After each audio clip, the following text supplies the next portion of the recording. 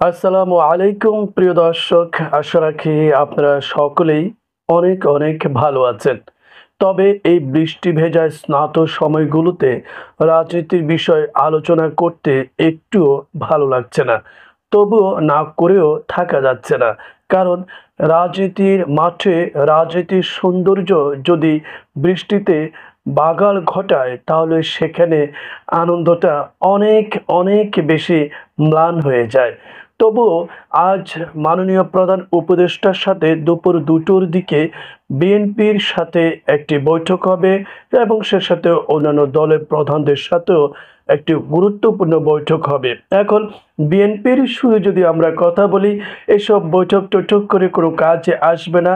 কাজের কাজ কিছুই হবে না এবং আমরা একটা হতাশা নিয়েই আমরা মাননীয় প্রধান উপদেষ্টার সভা-সমাবেশ থেকে আমাদের ফিরে আসতে হবে।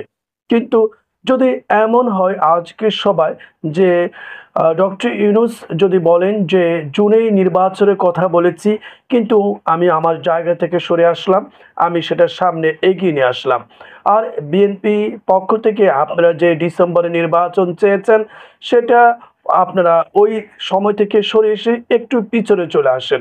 তাহলে উভয় জায়গা থেকে নড়ে এসে মাঝামাঝি অবস্থায় অবস্থান করে যদি নির্বাচন দেওয়া হয় তাহলে উভয়ের কিন্তু মুখ রক্ষা হলো। যদি এমনটি হয় সম্ভবত তাহলে ভালো একটা খেলাই কিন্তু আমরা দেখতে পাবো এবং সম্ভবত এ ব্যাপারে কারো আর কোনো দ্বিমত থাকবে না। এখন প্রশ্ন হচ্ছে যে জামাত ইসলামের সাথে বিএনপির যে ৫০টি আসনের ভাগাভাগির ব্যাপারে যে আওয়াজ উঠেছে এটা আসলে কতটা সত্যি? যদি এমনটি হয়ে থাকে যে জামাত ইসলাম বিএনপির সাথে নেগোশিয়েশন করে ফেলেছে যে ৩০০টি সংসদীয় আসনের মধ্যে ৫০টি আমাদেরকে দাও, বাকিটা বিএনপি হিসেবে আমরা নিচ্ছি, আর বাকি অন্যান্য যে আসনগুলো সেগুলো বিভিন্ন যে দলগুলো আছে তাদের মধ্যে তারা নির্বাচনের মাধ্যমে তারা সেগুলো দখল করবে। যদি এরকম কোনো সমঝোতা চলে আসে তাহলে কিন্তু জামাত ইসলামও নির্বাচন ডিসেম্বর ব্যাপারে একটা গণ আওয়াজ তুলবে এবং তাদের আওয়াজ যদি চলে আসে এবং এক হয়ে যায় তাহলে এটি অত্যন্ত শক্তিশালী অবস্থা ধারণ করবে। কিন্তু আবার অন্যদিকে বলা হচ্ছে যে বিএনপির কিছু বুদ্ধিজীবী আছে না বাংলাদেশে, যাদের বুদ্ধিতে বাংলাদেশে কোনো কাজে আসে না ধ্বংস ছাড়া, এই ধরনের কিছু বুদ্ধিজীবী আছে যারা বলছে যে যদি ডিসেম্বরের মধ্যে নির্বাচন না হয় তাহলে ডিসেম্বরের পর নেটো আক্রমণ করবে, ভারত আক্রমণ করবে, বাংলাদেশের ভূখণ্ড এবং অখণ্ড নিয়ে অনেক ধরনের একটা বিশৃঙ্খলা দেখা দিবে। এই যে ফালতু এবং গাঁজাখুরি যে কিছু মন্তব্য বক্তব্য বাংলাদেশের তথাকথিত বুদ্ধিজীবী যারা আছে, যাদের নির্বুদ্ধিতা শুনলে শুধু হাসি পায়, এই ধরনের কথার মধ্যেও কিন্তু আমরা কিছু দুর্গন্ধ আমরা শুনতে পাই। তো এখন কথা হলো বিএনপি যদি নির্বাচনের ব্যাপারে আবার ডক্টর মোহাম্মদ ইউনূস যদি আজকের মিটিংয়ে বলে থাকেন না আমার কথায় আমি থাকলাম, আমি জুনের মধ্যেই নির্বাচন দিব, তাহলে বিএনপি কিন্তু সেই সভা-সমাবেশ থেকে বেরিয়ে এসে বলবে আমরা হতাশ এবং জনগণ হতাশ।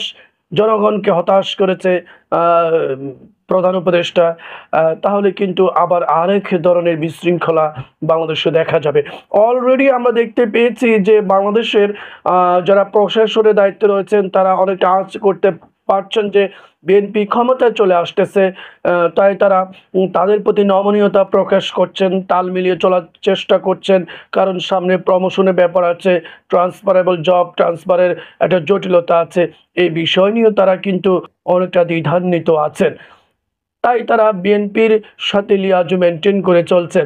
অন্যদিকে আবার যারা আছেন তারা আবার প্রশাসনের দিক থেকে জামাত ইসলাম এগিয়ে থাকায় তাদের সাথেও তারা কিন্তু লিয়াজ মেনটেন করে যাচ্ছেন, অর্থাৎ একটা সমঝোতার ভিত্তিতে তারা এগিয়ে যাচ্ছেন। এখন যদি বিএনপি এবং জামাতের সমর্থন পাওয়ার জন্য যদি কিছু সাংবাদিক, ইউটিউবার, প্রশাসন এবং আপনার ব্যবসায়িক লোক যারা আছে তারা যদি প্রত্যেকে যদি দুই দলের সাথে লিয়াজ মেনটেন করে চলে চলা শুরু করে এবং চলার গভীরতা প্রকাশ পায়, তাহলে নির্বাচন দিয়ে কোনো লাভই আসবে না। কারণ নির্বাচন হলে তখন প্রশাসন এই ২ দলের পক্ষ নিয়ে কাজ করবে। তখন একজন ভালো মানুষ, নিরপেক্ষ মানুষ যিনি নির্বাচন করতে চান এবং জনগণের সেবায় এগিয়ে আসতে চান, তাহলে তিনি কিন্তু জনগণের ভোট পাওয়া থেকে বঞ্চিত হবেন। কারণ প্রশাসন তো এই বিএনপি জামাতকেই সহযোগিতা করবে।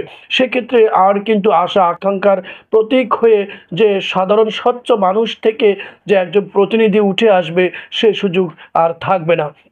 এখন এই ক্ষেত্রে এই প্রতিরোধ গড়ে তোলার জন্য আমাদের যদি সেনা প্রধান জনাব ওয়াকারুজ্জামান স্যার তিনি যদি পদক্ষেপ নেন যে আমি একটা বাস ডলা দেব এবং সারা দেশের সাঁড়াশি একটা অভিযান দেব, সেই অভিযানে কে বিএনপিকে, আওয়ামী লীগকে, এনসিপিকে, জামাত ইসলামকে, জাতীয় পার্টিকে, বামকে, রাম, আমি সেগুলো দেখব না। আমি সত্যিকারের অপরাধীকে শাস্তির আওতা আনবো এবং শাস্তির মুখোমুখি করব। তাহলে কিন্তু নির্বাচনে যে দলীয়করণের ব্যাপারে প্রশাসন অথবা সেখানে দায়িত্বরত যারা থাকবেন তাদের মধ্যে এই ঝুঁকিটা দেখা যাবে না। এতে স্বচ্ছ পরিচ্ছন্ন একজন সেবক রাজনীতিবিদ হয়ে মানুষের মাঝে আত্মপ্রকাশ করার সুযোগ পাবে। প্রিয় দর্শক, এখন যদি এরকম পরিস্থিতি যদি না হয়, তাহলে বাংলার জনগণ কিন্তু ডক্টর মোহাম্মদ ইউনূসকে ক্ষমা করবে না, সেনা প্রধানকেও ক্ষমা করবে না। সেনা প্রধানের নায়ক হয়ে ওঠার, বিরোচিত নায়ক হয়ে ওঠার কিন্তু এখন একটা সুবর্ণ সুযোগ এবং বাংলার মানুষ তাকে চিরতরে স্মরণ করবে, স্বর্ণাক্ষরে তার নাম যুগ যুগ ধরে লেখা থাকবে। তার পিছনের যে ধরনের সমালোচনাগুলো উঠেছে সেগুলো অনেকটা ম্রিয়মাণ হয়ে যাবে। তাই তিনি যদি স্বচ্ছ পরিচ্ছন্নতার মাধ্যমে দেশে প্রশাসনকে একটা এবং দেশে অরাজকতাকে, বিশৃঙ্খলকারী যারা আছে তাদেরকে যদি শাস্তির আওতায় এনে সুন্দর একটি সুষ্ঠু পরিবেশের মাধ্যমে, নির্বাচনের মাধ্যমে যদি নির্বাচিত নেতাগুলো সামনে নিয়ে আসেন, তাহলে দেশের জন্য মঙ্গল হবে। দেশ কিন্তু আর বিশৃঙ্খলায় অথবা পথ হারাবে না। প্রিয় দর্শক, এখন দুপুর ২টায় বিএনপি এবং অন্যান্য সমমনা দলের সাথে, নেতাদের সাথে প্রধান উপদেষ্টার বৈঠকের পরে আমরা বুঝতে পারবো আসলে খেলা কোন দিকে ঘুরছে। তবে ডিসেম্বরের মধ্যে নির্বাচনের ব্যাপারে বিএনপি যে হাঁক ডাক দিচ্ছে এবং সেনা প্রধানও বলছেন, ভারতের ওপার থেকে বলা হচ্ছে, প্রত্যেকের সুর যখন একই জায়গায় এসে মিলিত হয়েছে, তাহলে এখানে একটা সন্দেহের কিন্তু বীজ বা সন্দেহের একটা ডানা মেলছে।